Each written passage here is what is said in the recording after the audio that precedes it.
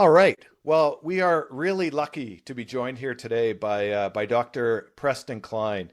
It's a lot of fun for me to introduce Preston here because we're really lucky to have him. What I'm going to do to start things off is just to give a little bit of a background, a little bit of a perspective on Preston's background because he is all over the map in terms of his career. He started off once in one spot and landed in a much different spot. So his career path, I'm not sure it could be replicated anywhere else in the in the world.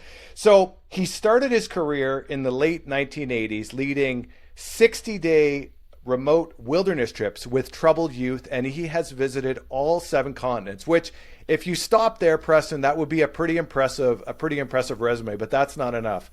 At some point, he did a bit of a sideways turn and went down the education path. So he is highly educated. We've got a Bachelor of Science from Rutgers, a Master's of Education from Harvard, and a Doctor in Education from the University of Pennsylvania Graduate School of Education. So Preston is highly educated. And he is also the co-founder and principal at the Mission Critical Team Institute, where he is the director of research. So what I just provided there is the textbook answer to Preston's background. So that is that's a pretty impressive background.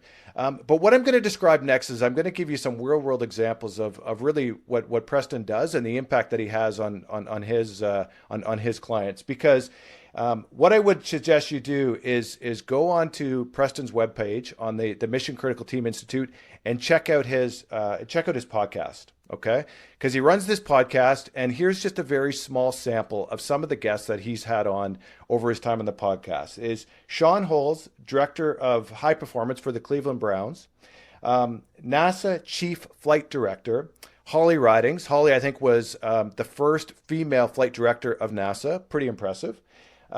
Command Chief Master Sergeant Gregor A. Smith, the 10th Command Senior Enlisted Leader, U.S. Special Operations. And last but certainly not least, again, this is just a very small sample of Preston's guests, is Dwayne Ross. Dwayne Ross has been involved in NASA astronaut selection since 1978. And when I was listening to the podcast, it also said that he was actually in the room when Neil Armstrong landed on the moon, which is, and now that's just a very small sample of Preston's guests, which is absolutely incredible. Now, Preston, you got to realize when I have a guest on here, on this show, the guests are like up here. And I'm like way down here on like the bottom rung of the ladder. But when I listen to your podcast, it is peer on peer. Yeah. You have these guests on and the amount of respect that they have for you is unbelievable. And literally, I'm going to quote directly from one of Preston's podcasts where this was an actual quote. Preston went through and introduced him. And this is what the guest actually said, who was a high-level military individual. He said, Preston, I spend more time learning from you than I do offering advice. Almost wondering like what he was even doing on this podcast, saying, how is it that you're interviewing me? Really, it should be the other way around. So it's a pretty impressive guest list and pretty impressive conversations going on there. Again, that's not happening on this conversation. I'll be learning, and we're all going to be learning from you. But again, that's a pretty impressive guest list, and the feedback that you get on there is quite good. Now, where does Preston spend his time? Preston spends his time working on teams with the following characteristics. So teams of 4 to 12 people operating in decision-making environments in 300 seconds or less, and the consequences of failure are catastrophic. So that's a very unique team set that Preston is working with. And what do those teams include? Those are military organizations around the globe. Those are NASA astronauts / flight directors who are making, again, critical decisions at critical times. Those are first responders, being police officers, firefighters, paramedics. Trauma surgeons would be another example. And wilderness firefighting is another one that Preston is really involved with. And really, if you want to break down what Preston does, is what his goal is I'm going to describe it 2 ways. If you look on his website, he would say it's improving the success, survivability, and sustainability of mission critical teams. That's a textbook definition. The real definition is that he's saving lives.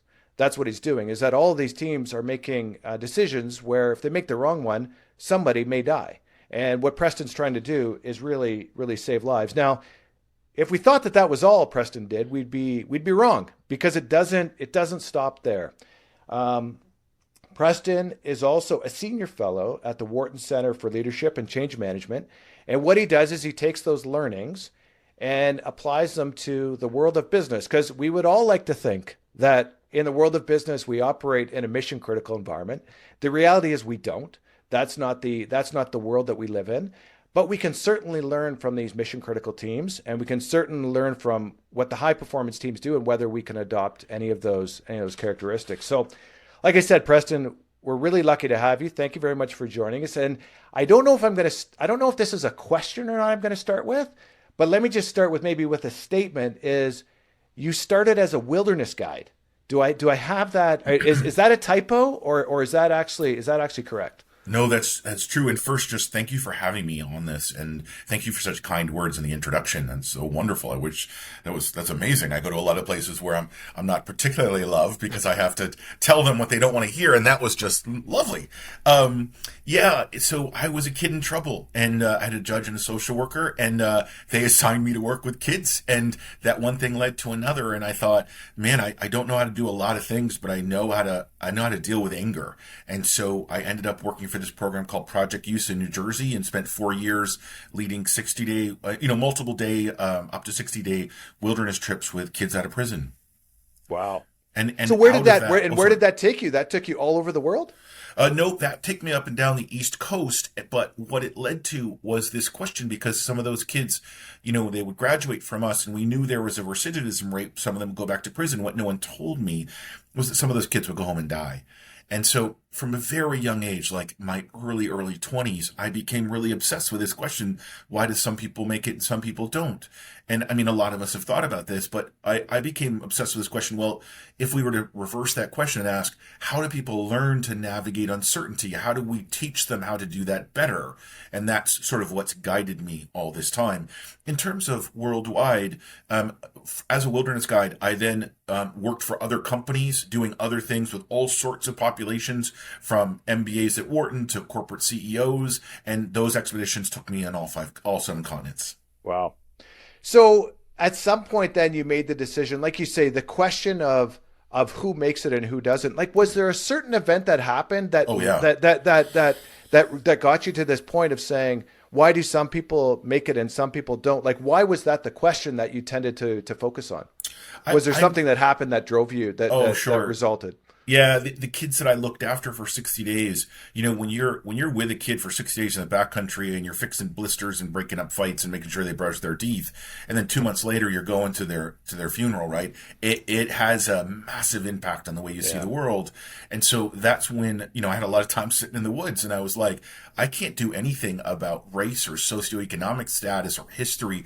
What actually, if I was going to do something about this, what would it be? And that's what I came on. I could probably influence that. So and then what leads you to the education path? So you make a decision to say, look, I want to help. I want to save lives. I want to figure out who makes it and who don't, because I want people more in the latter category or I want people in the category of, I want people to make it.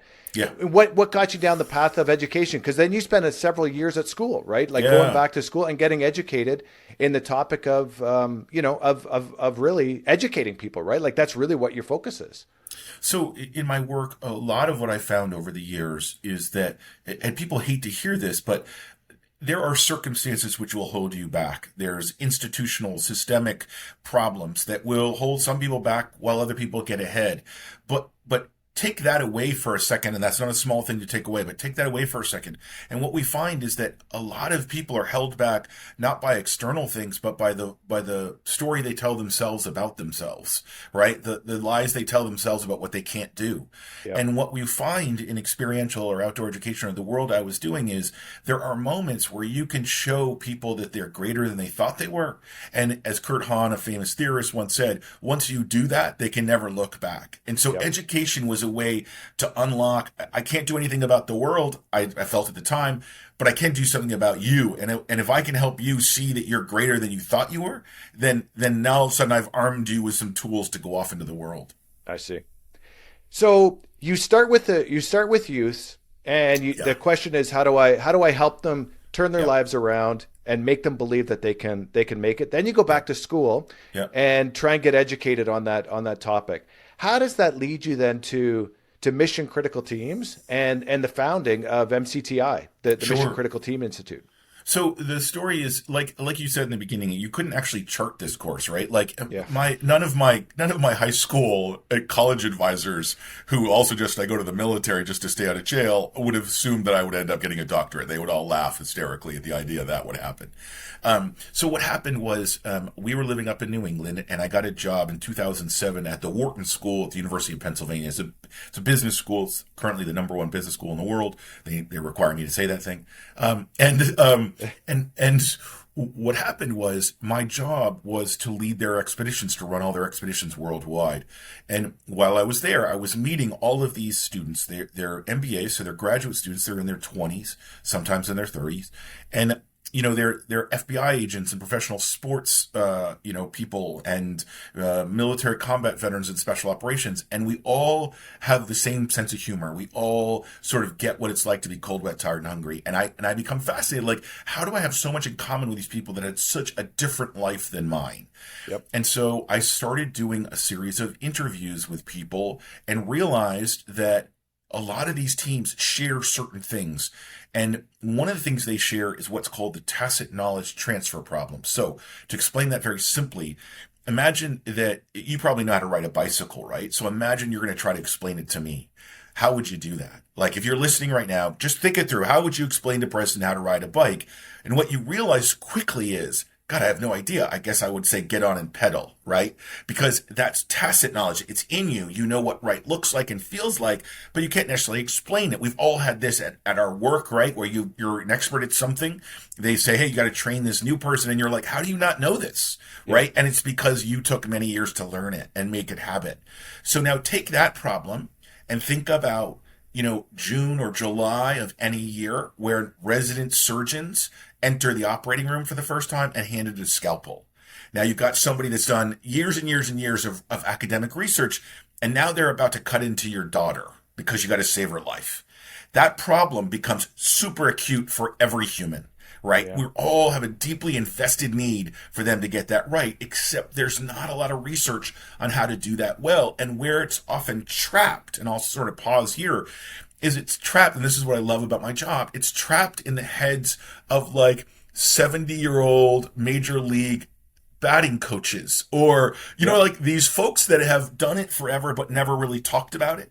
And if you can get them talking and you can help them develop a language, they have these little pieces of wisdom or insight that can be helpful to everybody. And that's what we do. We go from team to team, and we're trying to just mine out these lifelong learned lessons from amazing instructors of how to make the next generation faster, more efficient, just get up that curve faster so that that girl on that surgical table has a better chance. And how do you do that? Like, Yeah. I can imagine that's not a simple answer, but Yeah. you've hit a sore spot with this bicycle example, Yeah. because I've got two kids. When I first trained the first one how to ride a bike, he crashed and burned, and that was Yeah. ultimately that was blamed on me. Yeah. That still gets brought up in the household today. And I'm not allowed to course it teach does. my Of second course it son does. now Yeah. on how to ride a bicycle because of the experience with my first son. So Preston, you hit a kind of a sore spot with me, Yeah. but needless to say, I know exactly what you're referring to in terms of trying to explain that. But is there a silver bullet on how to deal with that transfer knowledge? So there's no silver bullet, but there are some really great principles, right? And one of them is that the first thing you need to understand when teaching tacit knowledge is your questions are more important than your answers. So let me say that again. Because of the way the person is learning to do the task, it is more important of how they process your questions than how they accept your answers, because their answers are necessarily going to be different than yours. So what you're not trying to do is force your solutions into them. What you're trying to do is create a series of questions that lead them to their own principles. right? And then what you want to do really importantly is, in my world, I'll give you an example. In my world, if you go to surgeons or special operators and you put a heart monitor on them and you say, hey, I want you to turn to the person next to you and tell them for about a minute some really harsh and critical feedback. Well, neither the sender or receiver's heartbeat will change at all. They'll be like, yep, send it, let me write this down. Wow. But if you turn and tell them for 1 minute to tell that person how special they are, how much you love them, how much you care for them, oh my gosh, near heart attack levels of stress. Meaning that a lot of high performance teams know how to give critical feedback. They've never been trained on how to give positive or generative feedback, which is to say, and here's the problem as a learner, if you only know what not to do, but you don't know what right feels like or looks like or sounds like, then you're ping-ponging between people's feedback. So as a great leader, you have to every once in a while anchor your people to watch something they do and they go, oh man, stop for a second. In the future, this is what right feels like. This was amazing. You'll never fail going in this direction. If you do that, you'd be surprised how quickly people will start to develop their own ways of doing things more efficiently. So, and then how did you pick which teams to work with? Like you built out a definition of a mission critical team. We were talking before that your schedule is jammed from January till December. Yeah. How did you pick how did you come up with this definition of the teams, and how did you pick the teams in which you choose to work with? So there's, in the research, if you look at the research, there's probably 50 or 60 classified teams, cross-functional teams, intact teams, heterogeneous teams, homogeneous teams. There's a lot of research out there. And I really wanted to be specific in my dissertation. And the teams I were working with, I was spending a lot of time just asking, what do they share? And what they found out they shared is, and here's a couple of things just to think about for everybody listening when you're thinking about your team. So some things everybody should just consider. One, why a team? Why not individuals? It turns out that some problem sets, and we can talk about Kneffin model or Heifetz model or any model of problem sets. So think about technical, complicated, complex, chaotic, that kind of spectrum. Yep. Well, the more towards chaotic that you go, it turns out the research shows the more in need of a team. The individual is just going to be less and less successful as you increase complexity, urgency, and consequence. And those are the three things we think about: complexity, urgency, and consequence. So how fast does this thing have to happen? How complex is it? And what happens if we blow it? Right? I see. And so in my teams, we picked 4 to 12 because that's small group dynamics. And we picked 300 seconds because neurologically, and I'm also a visiting scholar at the Wharton Neuroscience Initiative, we do a lot of work looking at the applied side of neuroscience, specifically around learning and immersion events, what we call immersion events, these things we're talking about. The reason I chose 300 seconds is because that's how much oxygen you have in your brain right now. So if I'm doing a trauma resuscitation, if I'm running into a burning building to get someone, if I'm doing a hostage rescue, that's how much time I need just to get you air back in your lungs or blood back in your brain. And if I go too long, now I have a different problem. And so most of the teams operate in that bubble, right? And because they're working in a team environment and under such criticality and urgency, and they're going to share the success and they're going to share the blame. So a lot of human factors and human domain come into that. And so that's, for me, the laboratory we sort of work with. Those are the teams, and we can share learnings, like I said, across all the teams you described. And so it's one for one. Every one of the teams can learn from the other teams in these regards, in learning. Hey, just another question on that, Preston, is that when you get a call and you show up on site and they roll you out there, and you roll in there with, again, I'm going to say with your clipboard just to kind of put picture, right. And they say, like, who's this guy? Like how does that play out? I'm just interested to know, because you've told some interesting stories about where it's like oil and water, right? Don't like, I'm guessing the person who called you to come is probably different than the person who's actually on site in the team environment. Like, how do you deal with that situation, right? And trying to tell them, hey, like I can help you. You know what I mean? Like just have an open mind. It's such an important question, and leaders out there, I would really think about this carefully. So what happens now is I actually won't work with a team where the CEO calls me. And this is the irony. And so, or if the CEO calls me, what I have to do is say to them, okay, but I have to actually go talk to what we call the instructor cadre, the people training. I have to go see whether or not we can have a conversation, because if we can't, it's a waste of money and time for everyone, right? Yeah. But to be honest with you, Scott, most of the teams that call me, it's the cadre themselves. So it's the bottom line that are stuck. They've heard about me. Another team has said, call Preston. He helped us with this. And then I go in, and I don't go in necessarily as a consultant, which I say, oh, try these 4 things, or these are my 5 principles of leadership. We do what's called collaborative inquiry. And the kind of work research I do was created by the Maori in New Zealand to have white people study Maori culture, because often I'm an outsider studying an insider culture. And so what we do is collaborative inquiry. I come in and I don't say you're right or wrong. I literally say, well, tell me what you're looking at. Okay. Show me, explain it to me using your language, and then show me what you've written. And then I'll say something like, okay, just to be clear, what's happening right now isn't the same as what you've written. And then a huge argument breaks out.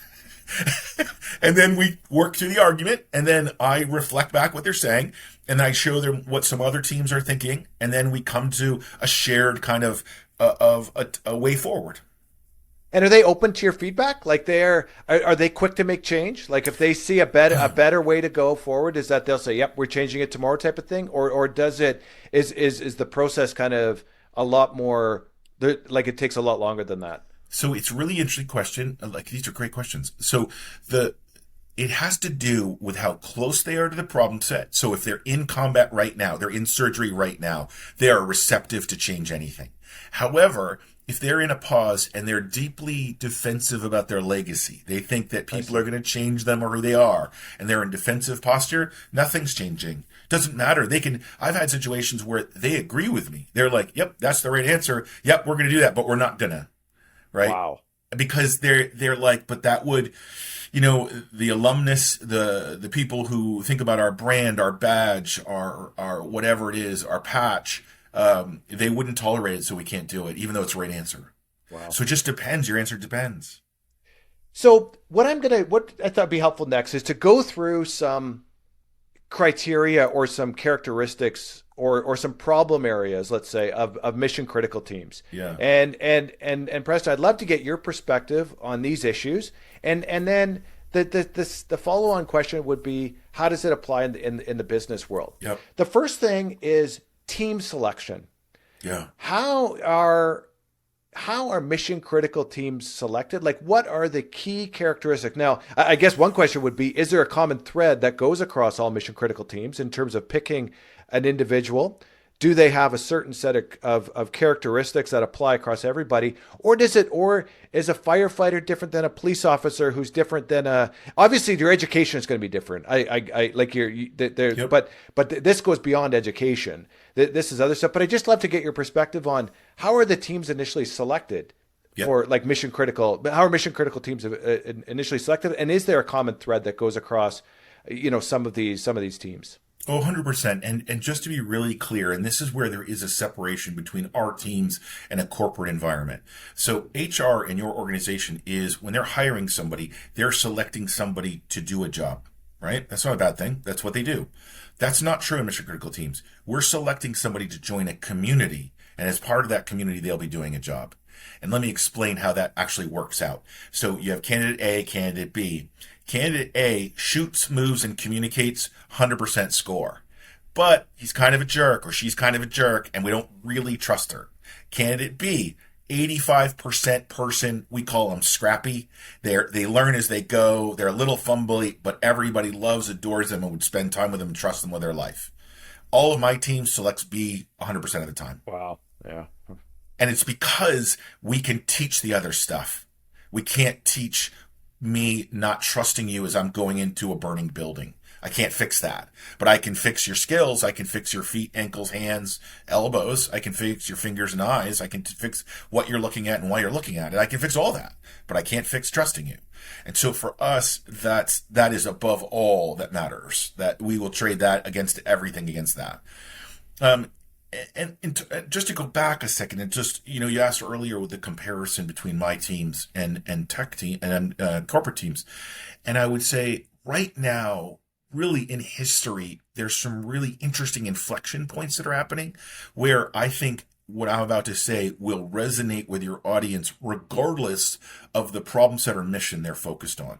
And so when we look at what we call an operator, well, a candidate becomes an operator in our world, we're looking at a couple of things. So I walk in and the first question I'm always going to ask is, what's the problem set they're looking at? And why does this matter? It matters because we separate, based on Snowden's model, the Kneffin model, we separate the world into ordered problems and unordered problems. And all I mean, I'm oversimplifying a lot, and Dr. Snowden is probably rolling his eyes when he's listening to this, but is that ordered problems allow you to build contingency plans, to prepare, to anticipate the future, to do pattern recognition, all these things. So think about Olympic sports, think about professional sports, think about these things where we actually can do game film, think, okay, here's what we're going to do if they do this. That's an ordered problem. An unordered problem is zombie apocalypse, right? The aliens are landing Thursday, 9/11. These are unordered problems, right? These are problems that we don't know how to anticipate. So why does this matter? Because I need to know that, because am I building an intact team that can finish each other's sentences against an ordered problem and build contingencies, or am I building a team where I need to build the capacity of the team to solve whatever shows up? So contingency versus capacity. And that relates to cognitive diversity. So the next thing is, the next problem that we're going to look at is, once we've identified the problem set, what problem set are you looking at? Then we look at the human factor, right? And so what kind of human are we talking about? And I'll get back, I'm going to circle back to this because this is where we start and end. But really, why do we care about the human factor? Because of the team dynamics. And so we're looking at, it's an individual, it's a team, not an individual. It's a team, not a group. Just because you're all sitting together in a room doesn't make you a team. Team requires interdependency. Heifetz and others have commented on this. And then lastly, I want to know if it's unordered or ordered, because I need to know how much cognitive diversity is in the room. Why does this matter? Because the profile of building a homogeneous team, the all-female Guatemalan banjo players, right? They can finish each other's sentence, they grow up together, they know the same language, but they're all going to come up with the same solution. They have the same set of tools. Whereas if I put together the UN team from Nigeria and Asia and Europe and the United States and Canada, well, they're going to have a lot more solutions, but it's going to take longer to build them because, Scott, you're going to make a joke from where and I won't get it, right? And the Nigerian's going to look at me, or, the European's going to get too close to me, and we have to work through. So it's messy in the beginning, but if you can wait it out and build them with a mission focus, you end up with a team with a greater potential to solve unordered problems. And then what becomes the two last ones that become super interesting is the rate of technological change, directly where it impacts us, directly impacts the human factor in the sense that what is their rate of learning? And so I need a team member that can learn at a certain rate or they're no good to me. Because if I'm giving them a selection problem, and could we get them through if we gave them more time? Of course we could. We have experts, we can work with them. But part of the implicit understanding is the reason we need you to solve this problem fast in training is because once you hit the world, the problems will be coming at you that fast. And so if we haven't identified your rate of learning, if we haven't looked at that, your neuroplasticity, your adaptability, you could be amazing, like I said, at shoot, move, communicate, and the team might love you, but they're going to not love you later when you're not adapting to the problem set. And then the last one, which is an existential threat facing every single human right now, is your information discipline. So what's happening is, there's 24 hours in the day. That hasn't changed. But if you look at the amount of data that you're getting in your life, Scott, 10 years ago to now, it's increased exponentially. Yeah. And so what people are doing, because you're hiring people for great work ethic, right? So what they're doing is, I got to get these emails done. I got to get these projects done. But you're layering on more and more and more until we've passed the point where they're actually going to be able to pull it off. So what they're doing is they're compromising, but you haven't given them rules on how to compromise. So they're making those decisions depending on who it is. Maybe they're giving up lunch. Maybe they're coming in early, which means they're spending less time with their family. Maybe they're not stretching or working out, which means they're reducing their brain capacity and their health. And then finally, they're going to start ignoring their team and their family, which means that the protective factors that make them great, they're going to start to crumble. And by the time they look up and say, I need help, they've really burnt through all their protective factors. And in my world, help means If you don't help me, I'm going to die from suicide. So we have to deal with this information problem. It is, I would argue, one of the biggest threats facing modern teams because it's frogs in hot water. We don't see it. And we all think, oh yeah, it's a problem, but if I can just get through this, it'll be fine later. It's a lie we all tell each other. So it's a long-winded way of sort of answering your question. Now, I've heard you say before that one of the most important things an individual should have is self-awareness.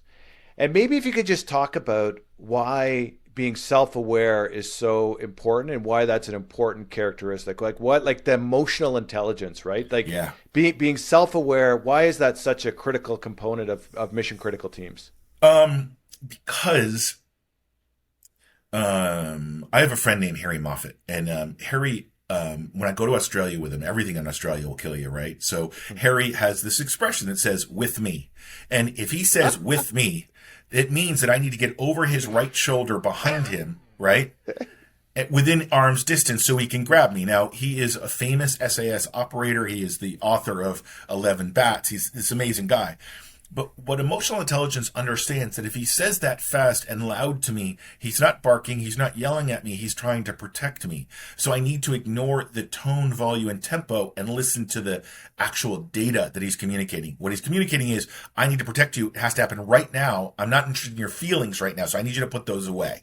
Right? I see. There are other times, however, where we walk into a situation where somebody's having a bad day, and our bad days are different than other people's bad days.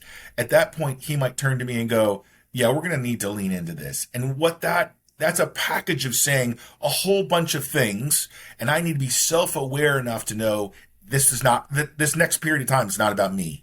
Right? I need to take my ego.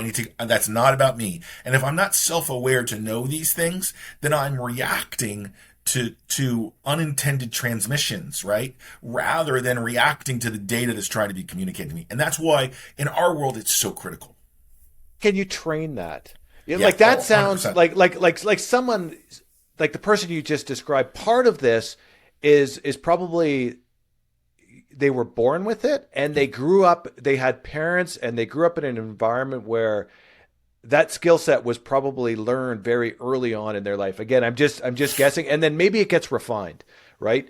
And I'm just wondering, from your perspective, that skill set, can you actually train it, or is it kind of you either have it or you don't? You know what I mean? Like it's one or the other. So if you think about the bell curve that is a human population, right? Let's take away the narcissistic sociopaths as an outlier because there's very few of them. And the answer is, for everybody else with a certain level of IQ, right? The answer is yes. And I'll give you an example of what I mean. So this year we published in the Journal of Orthopedic Surgery on routine versus critical communication. And the exercise that we do, this was created to work with nurses because there was a high attrition in nursing. And one of the reasons is because there was an understanding that doctors are jerks, right? And everybody kind of nodded, right? Yeah, okay. And here's what we did real quick, and everyone at home play along, and I'm going to give you just 3 quick scenarios, right? First scenario is you're going into your boss, you want to get some advice on your career, right? And your boss says to you, hey, can you send me your 5 principles of routine communication? And you'll probably say things like courtesy, respect, active listening, that sort of thing. And then I give you the next scenario, and I say, okay, imagine you're going to work and you come across a car accident, and there's a bunch of kids trapped in a burning vehicle. You've got 300 seconds to get them out of that vehicle, but you've only got untrained civilians to help you. And what are your principles, 5 principles, or critical communication? And you're going to come up with direct, brevity, clear, concise. You're going to be projecting your voice. You're going to be flat-toned, unemotional. Now imagine you're in the supermarket and someone starts talking to you like that critical communication, where you're going to label them as a jerk, psychotic, drunk, angry. Because the context doesn't lend itself to understand that it's not a critical environment. So what leaders need to understand is, do your team members know when you've left a routine environment and entered a critical environment? Because your situational awareness, right, what you see as a threat, Scott, for doing all the things you've done for so many years, the younger person doesn't have enough laps to know what you're looking at. Yeah. So you suddenly start barking directions. They're like, man, Scott's in a bad mood. Yep. They don't understand. No, the building's on fire, right? Yep. So we do these trainings with folks, and it takes 20 minutes, Scott. And we do these trainings, and we have nurses literally say out loud, Oh, he wasn't a jerk. He just needed the other tool. He was speaking loudly because he didn't think I heard him. I was like, right. And so to your point, there are actually pretty simple things we can do to develop the next generation. They just don't know what they don't know. We forget that everyone taught us what a hard day's work is. We weren't born with that. Someone taught us. We just need to teach them. So now you're getting into training. Yeah. So we've talked a little bit about the characteristics that are needed to succeed in a mission critical team. Yeah. Identifying, the pros and cons. And I'm just wondering, the training that is going to be required is going to be quite different than corporate training. Corporate training, you go to a course for, 1 or 2 weeks at the beginning and then off you go. Whereas in the mission critical team environment, you might be training for years. I've had, we had a Navy SEAL on at one point. He told me we spend 90% of our time training, 10% of our time in the field. That's right. Which again is polar opposite to life in the corporate world. So maybe just talk on the mission critical team side is what is the focus on training and what are they trying to get? What's the objective of that training at the end of the day? What do they want as the finished product? And how do they weed out candidates that don't hit the mark? Like what is the, I guess just to start, what is that approach for training? How do they go at the training aspect of things? So you're asking a really complex question. So I want to just pull it apart. I want to decouple some things. Yep. So one, I would encourage everyone. There's a woman named Sue Phillips who's a noted theologian, and she's doing a lot of work in the corporate space and and specifically looking at attrition. Why do some people stay in corporations? Yep. Some people leave. We all want to know that. And what she would explain to you based on her research is that a human being separate from their job have sort of 4 basic needs: connection, belonging, purpose, and learning. And so if a person feels connected and they feel belonging, like, oh man, my life mission and their life mission, and there's a parallel path, right? If there's a purpose, we're actually trying to do something of value here, and I'm learning every day, you tend to keep that person. And you didn't mention money, Preston. You didn't mention money. No. Like that's not part of the that is obviously part of the equation, but it's not a critical part of the equation. It's actually not, strangely enough. The research shows that over and over again. Now, don't get me wrong. This shouldn't be an excuse to underpay people. And we do know that there are minimum criteria for people to be happy, but it's not a lot. It's not a huge amount of money, but it's probably more than you want to sometimes give away, right? But I don't mean to minimize. People will leave because of money. I will leave because of money. If you're paying me $1 and he's going to pay me $5 and it's the same work, I'm taking $5. So that's real. And then the other thing I want to sort of tell you or sort of explain is that I want you to sort of think about not just training, but training, education, and experience. It's sort of a tripod. So we think about training for certainty. So we train skills. Education is for uncertainty, so we educate for principles. What would you do if it depends? And then experience is the laps you need to do to actually say, how would this actually work in my hands and feet and mouth, right? Like, how do these things actually work? And so when that Navy SEAL says we spend 90% of their time in training, I would say they spend their 90% of their time going around the lap of training, education, and experience. And so they don't think about it just as rote memorization. It's very complex. It's very integrated. And so we are training because we don't have time. So that urgency requires that we have as many tools in the toolkit, as many habits in place prior to when the explosion happens, then because you don't have time to kind of go, I wonder if I should take path A or B. You're already through the door, right? Yep. So it has to be automated wherever you possible. So that's the sort of short answer to that question. And I've heard you talk about this before too, is training for high stress environments, right? Because if you were to toss me into a high stress environment, like what's in a mission critical team, I would fail. I am not, without adequate training and things like that. And if you were to look at my upbringing and everything like that, I would fail in that environment. So the question I'd have for you is it succeeding at that moment in time where, like you say, the bomb hits or whatever hits and it is go time? Yep. Is that something, and the stress and you're in fight or flight mode, right? Like it is like, again, there's chemical issues going on in your brain too, which are probably going to work against you unless you're properly trained. Can you train for that moment, right? Like, can you put people in high stress environments to say, look, you can take somebody like me who right now would fail in that environment, full stop, and put me through a proper training to say, you might succeed. You know what I mean? Like, Yeah. is that a trainable skill? Yeah, actually, military boot camps have been doing it for centuries, and so it's absolutely trainable. It's super easy to do. And the one thing I would also point out, Scott, is that you say that, and I understand why you say that, and I understand that probably just being around that team, being in that context, it's all overwhelming. But let me pivot and give you another perspective. You mentioned that you have children, right? So let's say your child was in danger, you wouldn't fail. Yeah. Right? And it has a lot to do with, are you focused? What are you in service to? We would say, what are you in service to? Are you in service to your fear, your shame, your embarrassment, your insecurity? Are you in service to someone else? Are you in service to something greater? And if Scott, I promise you that if your child was in danger, none of those doubts would happen. Right? You just walk through the hails of bullets and you'd come grab them and you'd move on. Right? Yeah. Because that's what needed to happen. And it's a lot about getting people bought into the understand that what we're doing has to happen. Well, and what we talked about earlier before we got on is the reality is who you consult with are not for profits. So most of the people that you work with, if they were in a for-profit world, they would probably be making triple, quadruple. Oh yeah. What they're, and that's always struck me as saying these people are doing these high stress, high impact jobs where lives are at stake. They're getting underpaid compared to what they're doing. Why do they do it? And I think the answer is, you correct me if I'm wrong here, is that they probably have an attachment to that type of field, but I'm guessing the training also would train them to believe in something that was bigger than them. And bigger than money, and bigger than a lot of, what a lot of other people would strive for in terms of money, and getting some, super high they just believe in something else. They believe in the almost the greater good. And that's what gets them through in those times. And if you don't have that, it won't work. You know what I mean? Like you can't get them. Am I on the right track, Preston, or not? Yeah. Just one correction though. It's that we don't train them for that. They show up like that.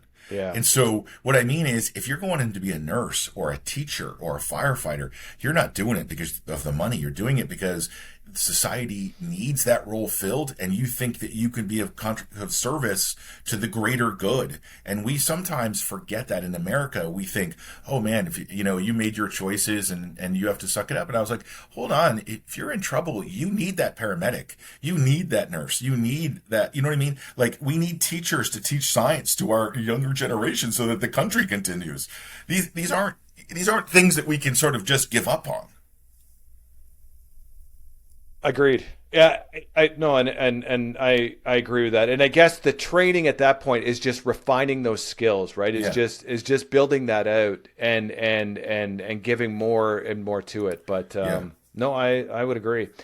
I want to talk a little bit more about this delivery and crunch time, because I think it's a fascinating topic. Is that, although the stress levels in mission critical teams are high, the stress in the business world can be high as well. Not as high as mission critical teams, but if you had a business that was on the verge of bankruptcy, or a big customer that was, again, we're comparing apples and oranges to some degree, but stress to some degree is relative as well. It absolutely what is. some people believes is stress is different than another person. You know what I mean? And if you were to break it down, is there a set of key success factors that would say, look, across both a mission critical team and a business team, here are those key success factors that are going to make sure that you can deliver in crunch time, that you can respond to the stress? Is there anything that jumps out on that front, Preston? Yeah, a couple of things. And one, I do want to echo this sentiment. If you're running a company and you have 100 employees and the company map got a business, that's 100 people and their families' lives that are on your shoulders. We can't diminish the size of that stress. That's just massive.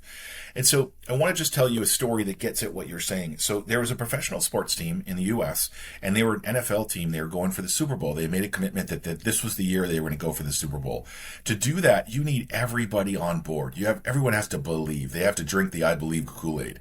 And one of the problems is they pointed out and identified that the receptionist seemed like indifferent And what do we care? What was the receptionist? Who cares? Turns out that in many corporations and in businesses and sports teams, the receptionist, they've done research on this, has an oversized impact on the culture of the community because of how they greet every single human coming and going. And so they said, well, maybe we should replace her. And the general manager says, whoa, well, let me just go chat with her. Like, like maybe we just don't know what we don't know. So they walk down to this, and you can just imagine the CEO coming to talk to the receptionist, right? Like the level of intimidation. She's literally shaking, the poor woman. And he goes, oh, we're all good. You're not in trouble. I just want to have a conversation with you. And she's like, okay. And he serves her tea, tries to get her calmed down. And he goes, look, we just had a meeting, and we're all trying to win the Super Bowl. And she's leaning forward like, yep, great. Like, what? Nothing to do with me, but sure. And they're like, well, we just don't think, you're necessarily bought into it. And she just looks at him like so confused. And she says, sir, I have 2 children in high school. I'm a single mom, and I'm just trying to keep them alive in a tough part of Philly, a tough part of the United States, right? And I just need to get them through college, and I just need them alive, and I need this job. And he was like, oh. And he leans in, he goes, well, if I give you a 2-year contract and a 10% raise, will you help us get to the Super Bowl? She goes, if you do that, I'll get you to the Super Bowl, right? Like tell me who to kill. And so once we kind of identified that her value system, her needs, her why, once we aligned that with the teams, everything else fell into place. Too often in these things, we assume that everyone cares about what you care about. And if you as a leader aren't sort of telling your team and says, look, here's the impossible, big, hairy, audacious goal we're going to go for. What's the thing in your life right now that's gonna inhibit your ability to buy into that? And let's talk about. I might not be able to fix it. I might not be able to influence it. But if it's daycare for your kids, man, we could probably solve that problem. Do you know what I mean? Like there are things that a leader, if you just ask, right? Some you can't fix, but some, oh my gosh, these are low hanging fruit. Well, and it goes back to what we talked about earlier: is self-awareness, right? Yeah. Is having that level of self-awareness and emotional intelligence to know to go talk to the receptionist, approach her in a way that would allow her to open up, recognizing the fact that you're the CEO talking to the receptionist, and making that whole and then entrusting her with a safe zone for her to then share something that was quite personal to her, right? Like I'm sure she's not sharing it to everybody who walks through that door. She's only going to share that with somebody who she would trust, right? Yeah. And the value of emotional intelligence is that without that, that's not happening, right? Yeah. Yeah, there's too many leaders that are like, okay, team with me, and then runs out the door alone, right? Because no one's going with them.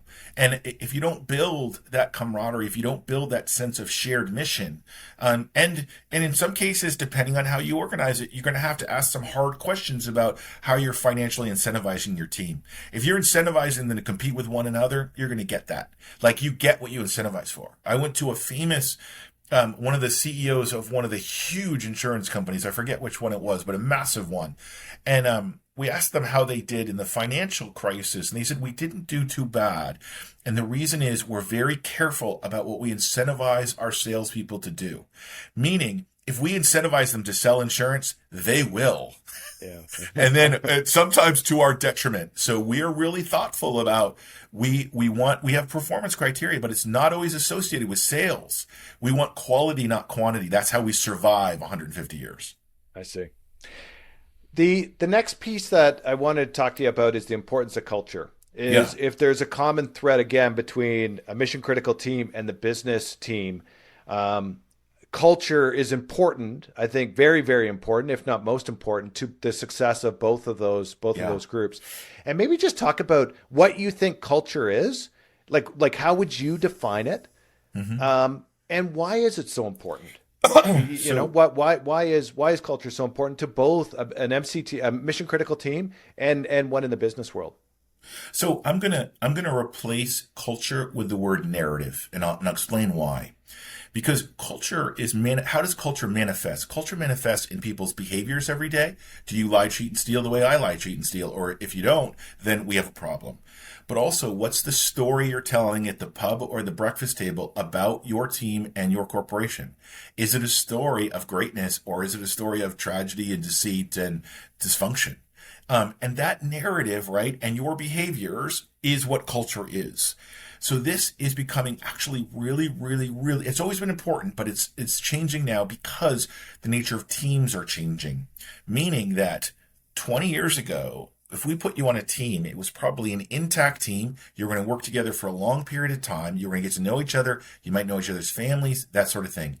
Today's world with remote working, cognitive diversity, the nature of specialization of skills, it's more likely you're going to be on tactical swarms or what we call cross-functional teams, where you're working with a variety of teams throughout the day where you may or may not know people. So why does this matter? It matters because how do you build trust and cohesion in a group you're rarely with? And what are you doing to do that? And it turns out from the research from Adam Grant and Malcolm Gladwell and, Culture Code, Dan Coyle, all these other people that there actually are some things. I really encourage everybody to read Culture Code and Talent Code because in a corporate environment, that's kind of the best practices for how to rapidly build trust and cohesion and lasting trust and cohesion in teams that may or may not see each other a lot. But what I said in the very beginning, right, what Sue Phillips talks about, this idea of connection, belonging, purpose, and learning, as a leader, you need to be thinking in those terms. If you're not, because if you're not intentional about your culture, somebody else is. Let me say that. If you're not intentional about your story, then somebody else is telling your story and you don't get a vote. These are things that matter in the modern age. And those four things you talked about at the beginning, male, female, doesn't matter. Whatever, those are needs of human beings. That's right. Like it doesn't matter who you are. Yeah. You might be a little different, maybe you need less or more of certain of those items. But at the end of the day, those are just as important to some degree as, food and air, right? Yeah. Like if you want to be happy, if that's what, happy in your job, which would probably keep you there, like those things are critical, right? Like you just can't, those are just super important. The other thing that I want to ask you a little bit about,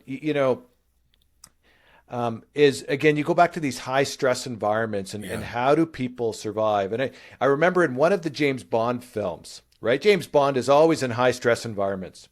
He's captured and he's about to be killed, blah, blah, blah. And they asked him, I said, James, how do you operate in those environments? And he says, it's simple. He goes, a positive mental attitude. He goes, no matter what happens, a positive mental attitude. And I think the words I heard you say at one point was a solution-focused mindset. Yeah. So I'd love for you to just talk a little bit about in those high stress environments, how people are able to kind of keep their mind focused. Like it's very easy to get negative. I think we've all been in environments where, something goes wrong and we're going to turn negative. But it sounds like in these mission critical teams, there's nobody, bitching and complaining. It is like, we need to figure this out ASAP. And I'm just wondering how do you train that? And again, maybe just talk a little bit about what is a solution focused mindset and why that's so important.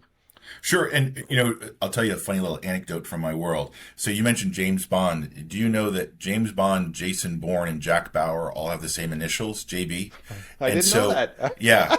And so in my world, we refer to certain people as JBs, right? So I work with JBs. Do you know if that was actually, if that was intentional? Like when they came out with... I'm sure it was. And so we refer to a lot of people as JBs. And so if you think about JBs, and to your point, what are we looking for? Well, when we first started, we looked for people who could figure it out, and that's become what we call weaponized curiosity. And so we are looking for people who can weaponize their curiosity, meaning that they're people that are constantly in search of a way forward. They're relentlessly like, I can solve this problem. Just let me out, I can solve this problem. And when you put those people together, right, amazing things can happen. But you've got to foster it. And so you've got to be in a team and room, and we'll talk about after action reviews, but you've got to be in a culture where you're constantly asking the youngest member of your team first, before anyone else talks, hey, let's start with Susie and Johnny. Guys, what are your thoughts right now? And they don't have to be right. This is an exercise. You're being developed, right? And what I tell my staff is, my job is to develop you. You will not work for me forever. My job is to develop you right now. I need in return for that you to do the best you can for me, but my job is to develop you. And sometimes that's going to mean I got to tell you some things you don't want to hear, but it's in Yeah. service to you. Like, I'm not going to take out my aggressions on you, but if you blow it, we're going to have a conversation about it. I'm not going to make you feel small, but we're going to Yeah. have some honest conversations about what habits you have, behaviors, and like. And one of the things I mourn for is how some corporate organizations have stopped doing that. They've stopped having a role for elders or what we call eldership because of all sorts of protections and everything. And I think you do a disservice to your country, your company, and your country actually, if you're not able to have those those meaningful developmental conversations. The other thing I wanted to say is you mentioned about bitching and complaining. Here's the irony. So in firefighters, nurses, special operations people, there's actually a whole culture and code and rules for bitching and complaining. It's actually, in other words, it's done all the time, but it's done within a certain set of rules. And so you get to whine and complain about certain things, and it should be funny because every one of these is a pursuit of humor. And so it should always be something like, oh, good, it's raining. I hope that would happen. It's like that kind of a thing because it's intended to make the people around you laugh. If you're just whining and feeling sorry for yourself, oh man, that's the relentless abuse you'll get is endless. So you said positive mental outlook.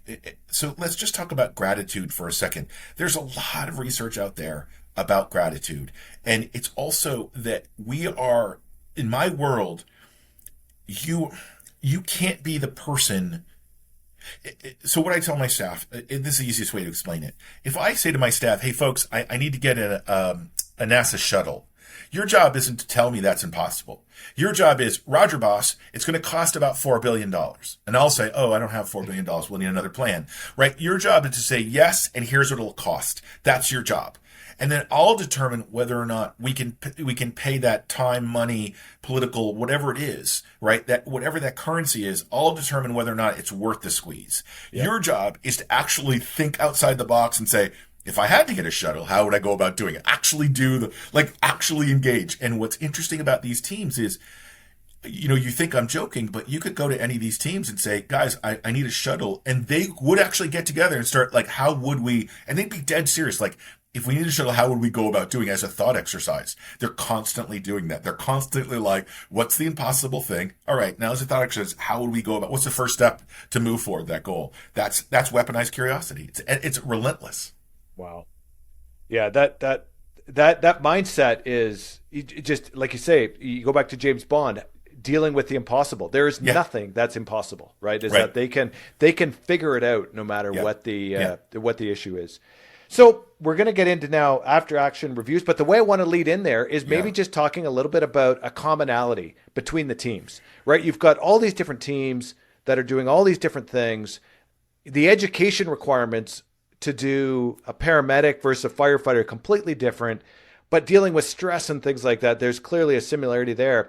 I'm just wondering, is there commonalities amongst the teams? And I think you're going to lead to getting into discussion about an after action review and being one of the commonalities between those teams. But maybe just talk a little bit about, are there similarities between all of these teams you work with?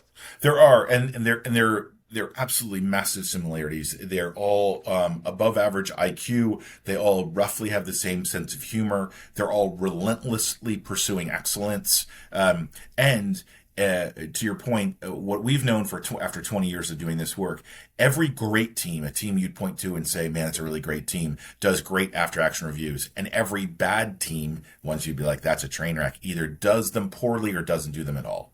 That's the one thing I can absolutely point at and say. And when I say after action reviews, let me be really clear what I mean by that. What I mean by that, without getting in the terminology, is that a group, a team, a specific, pick any team, takes time to make meaning of an event they just went through. Make shared meaning so they're all understand what happened, what they thought was going to happen, what actually happened, and what they need to know moving forward. And so that's what I mean by after action reviews. It's a shared meaning making process. And so it might be a debrief or a hot wash. In medicine, it's M&M or mortality and morbidity meetings, or morbidity and mortality. I get them confused, but every team has some version of this. I know your corporation does them. And so I think it's just a critical thing. But let me sort of help, because I think this is where you're going, with some things that you need to be thinking about when you do that. And I'm going to start. We just released an article in the Harvard Business Review on after action reviews. It's open source. You can go and take a look at it. And here's the bottom line. Just take a look at it. But here's the bottom line. When you're making meaning, so you just went through an event, you've acquired a company, or one of your companies has had an incident, and there's been some damage done in terms of reputation or personnel or whatever it is, or product or whatever it is. And you say, let's talk about that. What actually matters at the end of the day isn't what you as the leader think happened and what you think should come out of this. What matters is, what story are your team members telling Monday morning about you and the team and the organization? Is it I suck, we suck, you suck? Or is it, man, we just overcame a really hard time. We did it together, and now we know some things we're going to have to fix moving forward. That's a very different story that's being told, and you as a leader can influence that story. And now, if you'd like, I can get into sort of the nuts and bolts about how to do that, if that's a good segue. Well, you know what? Before we go there, Preston, maybe, I know you're a history buff. Maybe just give us some perspective on where after action reviews started and the history of an after action review. Like, is this a recent phenomenon? No, or does this go back years and years and years? And maybe just talk a little bit about where it started, like in what, or like, in what type of organization did an after action review actually start it? Oh, yeah. These have been done informally for many years, but it came out of the military during combat. And combat operations, what they were finding was they had a wide variation of what was working and what was not. And what they wanted to do was kind of understand, what are effective practices we can pass on? And so the military is the one that started this, and they started doing them specifically. Literally, an action is a combat action. After action review, like, hey, we had a plan. Did it actually work out? And if not, why not? So that's where it comes from. I see. So maybe just to start then, is that what would be the major purposes of trying to do an after action review? Like, what are you trying to, when you sit there and plan the after action review, Yep. What are you hoping to achieve? What's the main purpose of an action action review? Yeah, there are structural issues, things you want to do. There are cultural things you want to influence, and then there are human things you want to influence. Those are the big three sort of categories. And the way it works is historically, and I'll break it down the most simple way, which is, you get a group of people in a room that just had an event, and you say, hey, what was the plan? And you have the whole team agree, yep, this was the plan. This is what we were going to try to do. And then you have the team all agree, yep, that was our plan. And then stage two, what actually happened? Now, this is really important because interviewee reliability is quite low because we all remember events differently. And Yep. This is why getting everybody to talk and say, this is what happened to me. And even though I was standing next to you, we were looking at the same, this is what happened to me, right? And that's why you have to actually do it that way. You're like, well, this is what I saw. This is what I think you did. I didn't do that. Well, this is what I saw. No, you didn't. That's not what I did. And you have to have those conversations. And then the last phase is, once everybody gets out and their voice is heard. Remember, what you're doing here is you're making sure that every voice is heard and everybody's story is heard, right? That matters because your perspective on the events, your view of the events, your memory of the events, all that needs to be put out loud. Once we do that, the last stage is, what's the delta? What's the change between what we planned and what actually happened and why? What's the stuff we can control and what's the stuff we can't control, right? Risks and uncertainty. What's the stuff that we could have anticipated and what's the stuff we just needed the capacity to resolve once it showed up because we can't plan for zombie apocalypse, right? So like some stuff's going to come. So how do we build capacity to do that? I see.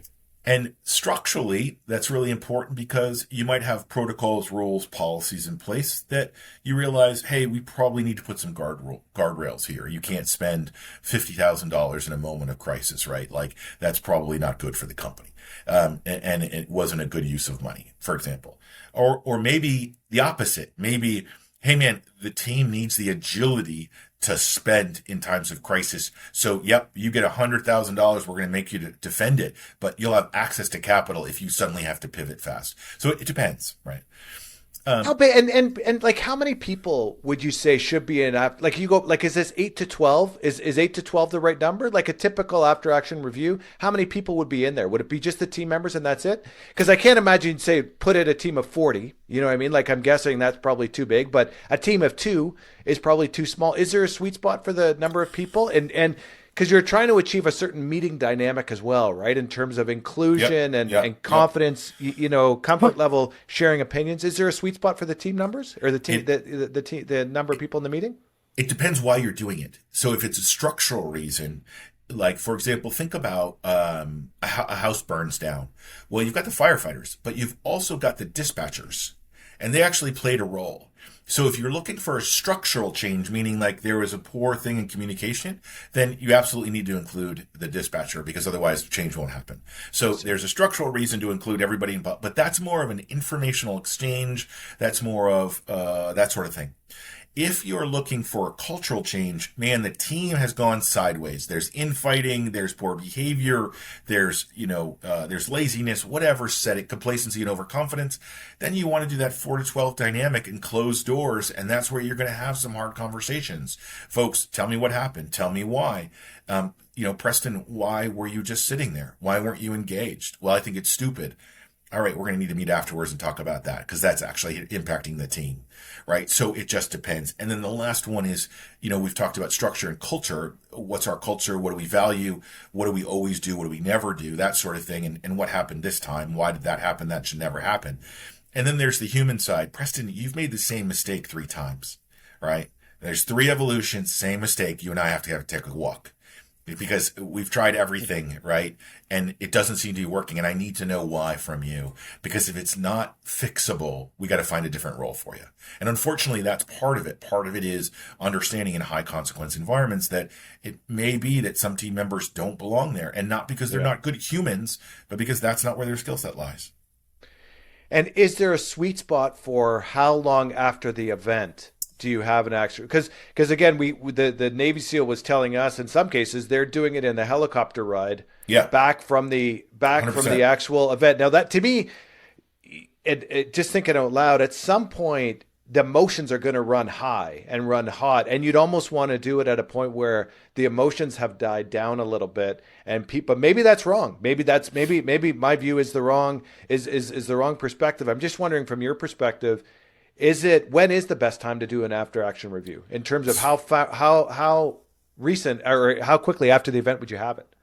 So this is actually, there's not a set view. This is actually a controversial topic. There's a lot of people that have different opinions, but I will tell you Preston's view on this. And just know that there's going to be some people that are vehemently throwing things against the wall as I'm talking, right? So one thing I would say is that I'm not afraid of emotions run high. I would rather, if a team has a line of duty death or a catastrophic incident, I would rather get everybody in the room and have the emotions come out inside the team. I'd rather have that than them going home to their families or whatever else. I want to get all the tears, rage, whatever it is. I want to get that out so people aren't. Second thing is that the thing that kills people literally is the statement, I don't understand. I don't understand why I did that, why they did that, why that happened. You know what I mean? I don't understand. So an after-action review is also a chance, like I said, to make meaning of an event, to help people close the loop on I don't understand. Like, I don't agree is different than I don't understand. I cannot agree, but understand, and that helps me process things. In terms of time, I'm one of these people that, and there's exceptions, there's really important exceptions, but just for an average run-of-the-mill, I'm not going longer than 45 minutes, maybe an hour. Because wow. That's it. And why that is, I need people to be concise. I don't want any soapbox stuff. I don't want anybody having a long speech about, whatever. I don't need any of that. We can do that on social time. And by the way, that meeting making will continue into the team room and the pub, right? It doesn't end. But this is mostly about what's the stuff we need to pay attention to right now, right? And so 45 minutes out. Now, where's the exception to that? The exception to that is like you just said, where emotions are high, there's been a line of duty death, there's been a failure of the team. Then that can take hours if it needs to, because every voice needs to be heard. We got to check in with everybody. We got to find out if there's going to be investigations, all these things. So there's so many there's so many exceptions to my rule. So, but just normal. Yeah. Do you worry? Do you, when emotions are hot, people may say things they don't mean. Oh yeah. And I'm just wondering, and certain bells you cannot unring. You know what I mean? Like if you say something nasty about somebody else in the heat of the moment, that might be something that you cannot take back ever. You know what I mean? And again, the emotional intelligence, the self-awareness of those people in the meeting must be really high, where they must be able to put 99% of what's said behind them the next day. You know what I mean? And just like the cornerback in football who gets burned on a touchdown, the next play is the next play. He's forgotten about it. That's you know what I mean? If for him to for that person to be successful, they have to have a very short memory. But there's certain things that if you were to say them, you can't unsay them. And I'm just wondering, is that an element, or are those folks in that meeting, you can say anything you want for the most part, and it will be left at the door. You know what I mean? Yeah. So, okay. So I realize the audience I'm talking to here. So this is a really important distinction. The people I'm talking to belong to, and I'm using a French anthropological term, not an indigenous term. They belong to a tribe. They belong to an extended family. And so you have to think more like a family fight than a corporate fight. So family fight, you can call your brother and sister anything you want. It's understood you were angry and upset, right? And everybody goes on and has a beer. In a corporate environment where you don't have that level of kinship, you're absolutely right. You have to be really thoughtful and let people sort of do that. But you can also help people develop the language to say, I felt that when that happened, I felt like I was let down. And that's an okay thing to say because that's how they felt, right? And that's all legitimate. The other one thing that's really important that may not be true in a corporate environment or might, there's a real rule around sleep deprivation. If my team hasn't slept in a 18-hour sleep cycle, I'm probably going to wait until they wake up. Yeah. And there's some rules. There's a lot of rules around this. If there's a line of duty death, I may not because they won't sleep, right? So if the thing happened which prevents them from sleeping because they're going to toss and turn, that's actually worse. So then we will do probably a hot wash, and I'll just be like, "Hey, rage right now, like get it all out, and let's bed down, and then we'll get together. Just know we this is going to be dealt with, right? But let's focus on you getting some sleep." Got it. And what are some of the principles if you were to put up a rule listing, right? To say, look, we're walking into a after action review. Here are the 5 or 6 rules that are going to be that everybody is going to follow in those after action reviews. You know, like I know, like everybody is the same status, whether you've got the CEO or the first year co-op student who's in there, right? They in that meeting, they are equals, right? Yeah. And I'm just wondering from your perspective, what is that short list of rules that you should put in place in order to make sure you have an effective after action review? Yep. For me, it's every voice is heard. If you're in the room, you're talking. And I don't care if you're yelling at me, but you're talking. So you're asking everybody to contribute an opinion. No, if you're in there, you're given a perspective no matter what. Doesn't matter. You have to speak. And we'll wait it out. It'll get uncomfortable. And if you need to yell, you need to yell. But everyone's going to speak. We start with the youngest first because if we don't, they won't talk. Really? And so So we start with the youngest because they're going to say probably the most simple things. But there's also a great window into their perspective. So what they're focusing on, what they're worried about, it's really good for us leaders to know, hey, this is what Johnny and Susie are obsessing about right now. And it's not the things we'd think about, but they're like, yeah, you guys, I'm really sorry. I was slow because my shoe was not working and man, I just feel terrible. And no one cares. But they do, but we need to know that so we can fix it afterwards, right? Yep. Like there's little things we need to clean up afterwards because people carry their own stuff in. Yep. So start with the youngest. Every voice is heard. Every voice is true, meaning if you say something, Scott, it's true for you. You're not saying it, right? And even if you're saying something like, Preston's a jerk, well, your anger's true, right? Like, in other words, you're not saying it for just whatever. There's a reason underneath. And so we're gonna talk about that. And then if you bring it up, we're going to talk about it. You don't get to say, never mind. Like, no, sorry. Passive aggressive will get just destroyed, right? That your life will suck for a while. And so everything's going to get talked about, but it's going to get talked about in a very data-rich environment, meaning I'm not going to assume intent. I'm just going to listen to data transfer. You're communicating data. I'm going to listen to that, and I'm going to try to process it.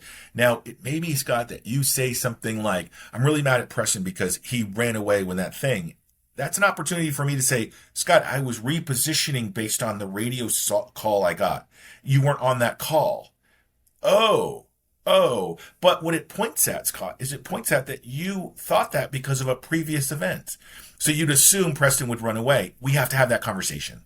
Right. So it's that kind of a thing. It's like, no, that we have to shine a light on everything because it's the greatest antiseptic. Right. So light is the best cure.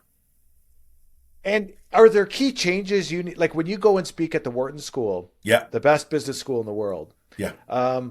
Is there changes you have to suggest to them compared to how it's run in a mission critical? Like, what are some of those changes to say, look, this is how we do it in mission critical team? And we're talking about, like you mentioned, one, it's effectively kind of like a family environment. Yeah. It's a different in a corporate environment. I'm just wondering, is there other differences between the two in order to kind of get it teed up properly for a proper business environment? Absolutely. We're actually, when I'm at the Wharton School or talking to a corporate, we're having a very different conversation. And it's usually around authenticity. It's usually around authenticity of self and authenticity as leader. So how self-aware are you? How much time have you spent really having an honest conversation about your internal narrative? Why are you leading? What are you in service to?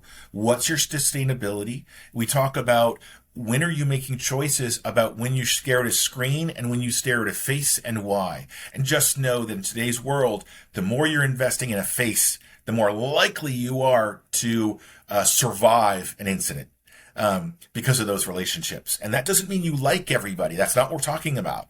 We're talking about, do people know who you are? Do they know who you are authentically? Do they know why you get mad or not mad? People, invariably, the research is really clear that you can be difficult as long as you're consistent. What matters is consistency. Inconsistency is what burns people out because they don't know what Preston shows up, right? Yep. Which Preston's showing up today. And so what they want to know is they want to know that I'm not just a cog in a machine. They want to know that you have my interest in heart, and they're all grown-ups. They understand decisions have to be made. They can do that. What they can't do is be lied to. What they can't do is be dismissed or diminished. Those are the things, like those human things, that connection, belonging, purpose, learning. That's what I spend a lot of time talking to corporate folks about. And the reason, Scott, is because if you do that right, crisis is easy. Yeah. Next piece I wanted you to touch on is, and you touched on this earlier, about providing feedback to people, right? Yeah.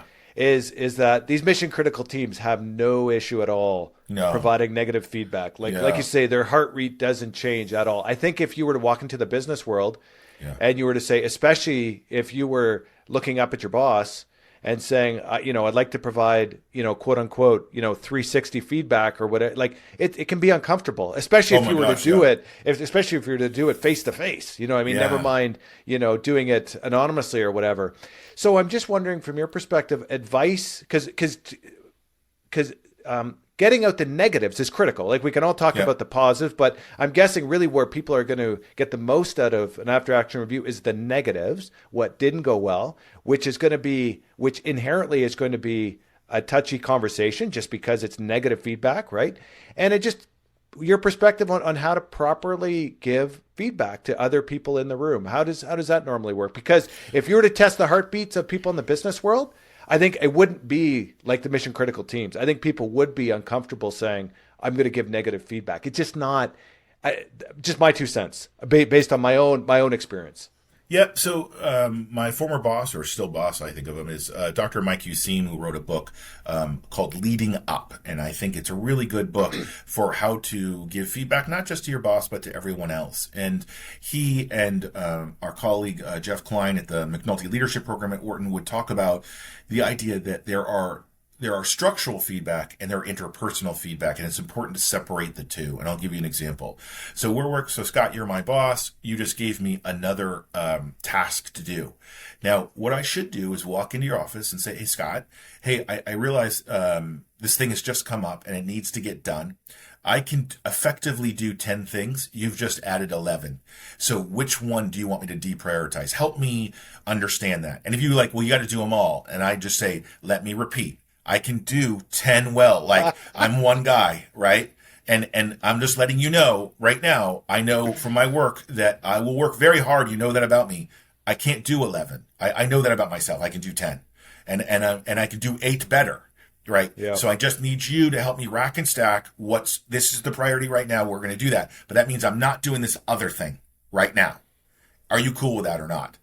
And that's a structural thing. That's not interpersonal because he didn't suddenly decide that, or she. You didn't. It's probably because something came up. Yeah. That's a structural problem. I need your guidance as a leader.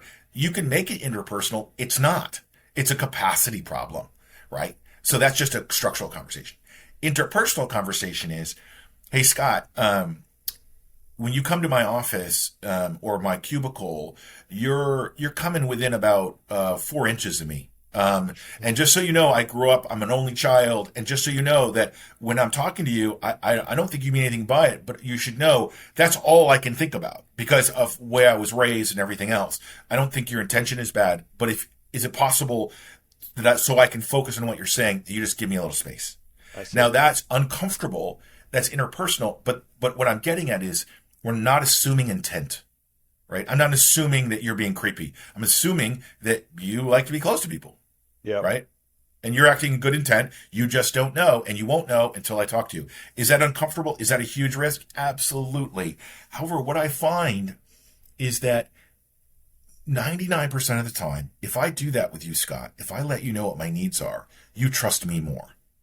Yep. In other words, because now Scott knows, Preston will let you know, because we never know. We don't know how we're received. But if I'm brave enough to say, here's what I need, 99% of the time, Scott will be like, oh my God, thank you. I would never want to actually do that to you. I really appreciate that. And now I feel more confident that if I say something wrong to Preston, Preston will let me know in a nice way. And now all of a sudden, man, I'm counting on Preston for some things.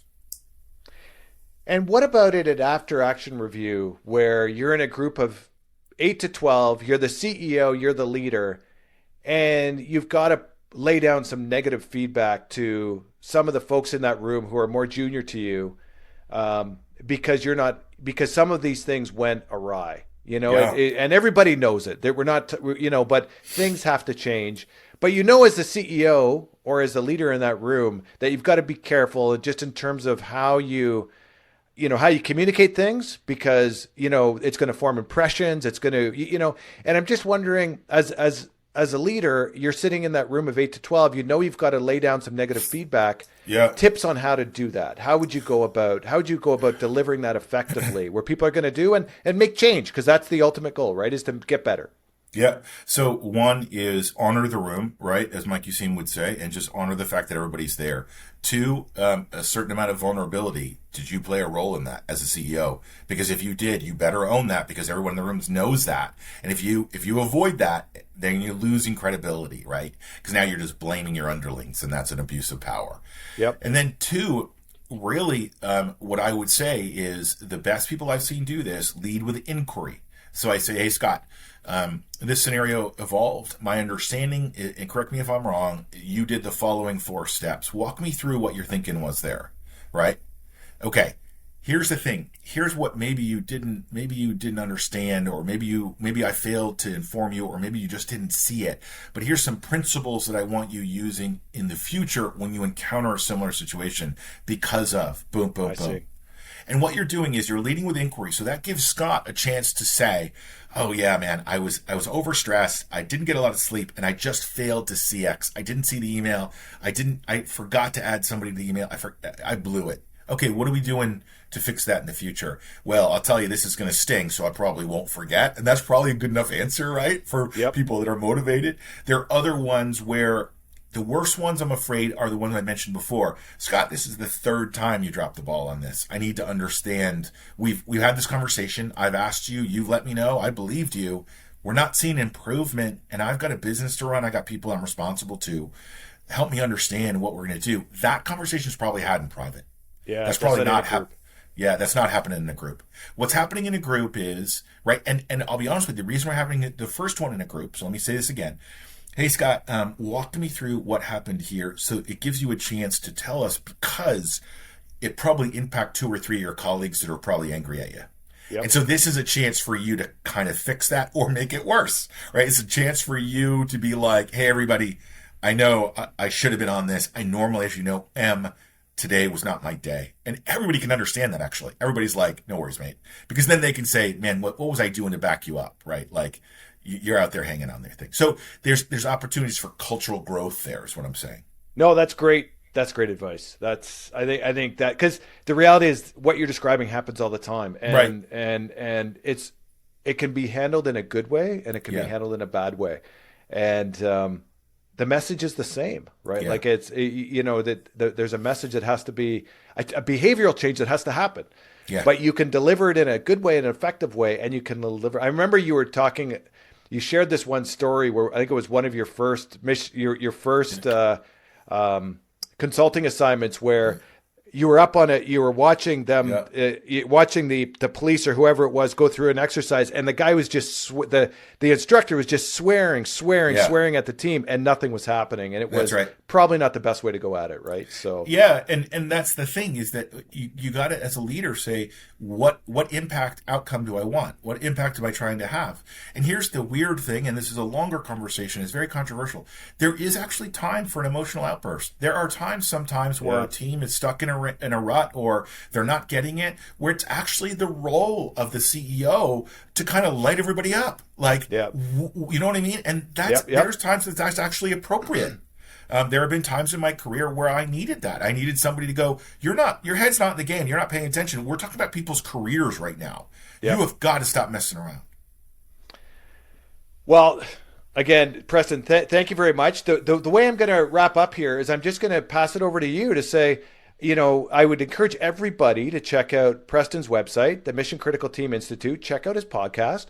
And Preston, maybe just give us 2 cents. What's on your to-do list? What's the hot topics these days? I can imagine part of it maybe is, working in a virtual environment perhaps, but what, if you were to lay out the 1, 2, 3 things, major problems that you're trying to work on with these teams, what's on your list these days? So unfortunately, the problems are big now, right? And so, for example, NASA will be out there next month, is in the process of moving from building rockets to managing private space industry. And that comes with all sorts of organizational change. We've got wildland fires in Canada and the US that are using 1940 solution. And we've got to start figuring out how to do that, because the currency we're using is young people's lives, and we've got to do better. And so learning how to get after that and solve that. And so we're seeing generational change happening right now around the world. We're seeing big systems change, and that means cultures need to change. And so training and education needs to change. And so I'm in these amazing conversations that are somewhat historic about what does wildfire looks like 10 years from now, because we can't keep doing what we're doing. What do we mean? But what is a nurse? What is a police officer? These are fundamental questions which all of us need to start really asking ourselves. Well, what do we mean? Like, what do we? And so these are the things that I worry about and I'm thinking about and I'm excited about, because I think I will leave you with this. I'm an optimist simply because I'm constantly exposed to the next generation of passionate, smart, talented kids, and they want to help, and I'm endlessly affirmed by that. And so I would say that we have big challenges, but we always have. But we have no lack of really talented young people. And I would just request that everybody who's listening to remind you, your job isn't just to manage stuff, it's also to develop young people. And so spend a little time every week finding somebody in your organization that's a little junior and just check in with them and say, hey, what are you working on? What can I help you think about? And it could be anything like building your resume, how to have that first meeting with your boss. Like, it can be anything. It all matters. So that's what I would say. And are you a belief that technology can really help us get there? Like, that's the other thing that's really changed is technology, for better or for worse, right? Like you talked earlier about number of emails and getting, it's almost data overload, right? People on their phones all the time. Technology, all those things you described, I'm sure technology can be a big help, but I'm sure there's also a downside to that too, right? And I would bet you a lot of times in your cases, the technology fails, right? Like the technology fails, the lights go out, or whatever happens, there has to be a backup plan, right? What's your take on technology? Is it a help or a hindrance? So real quick, Scott, When they handed me my first computer, they said, Preston, this is going to make everything super simple. Made it more complicated. When the internet came, they said, Preston, this is going to we're going to streamline everything. It'll make things simpler, make things more complicated. They handed me their first iPhone. Preston, super efficient, make things much more easier. All that happened is I got more data and information. AI will do the same thing. We're working with a woman named Ann Gibbons at Maitri Designs. You should check her out. It's amazing. We're on the sort of next level of data visualization. If we cannot figure that out, we've got real problems. So my answer to you is, do I think that AI is going to be super a game changer? Yes, it will. Will it actually reduce our workload? Probably not. History suggests it's going to add to it. So I would just say, be careful what you wish for. I've never met a software yet that made my life easier. Right? So, it's just always, there's pros and cons. And especially in the MCTI environment, the human element is critical, right? It's so important, right? So Scott, can I just comment on that, because it comes up a lot? Sure. So here's what I would say. Imagine you're a CEO or a president or a prime minister, and suddenly it's a bet the company, bet the country move. Like something's just blown up where you have to make a decision. Now, you have access to AI, you have access to supercomputers, but here's what I promise you. If you're the CEO, what you're going to do is you're going to pick up the phone and you're going to call somebody on the ground who's there that you trust. And you're going to say, what are you looking at? Tell me what your gut's saying right now. I got to pivot left or right. I think I know what I'm going to do, but I just need to check with you, human, that I trust. Is there anything you're seeing I should be aware of? And that won't ever go away. We're never going to, AI will never replace humans in the decision-making process. Information gathering, information synthesizing, absolutely. But not when it comes to your daughter's health, right? AI isn't going to solve that for you. Those 300 seconds, there's the amount that AI can play in those 300 seconds where you have to make a decision. It's going to be limited, right? Like it is. It's going to help you prepare you for the 300 seconds, give you all the data you need to get you ready to roll in that 300 seconds. But that 300 seconds, man, that human element is really what it boils down to, right? So it'll help the firefighter get to the person trapped, but it's still a firefighter that needs to get the person. Yeah, absolutely. Well, Preston, thank you very much for joining us today. It's our pleasure. Thank you, sir. And thank you very much. We really appreciate it. Well, thank you. Appreciate it.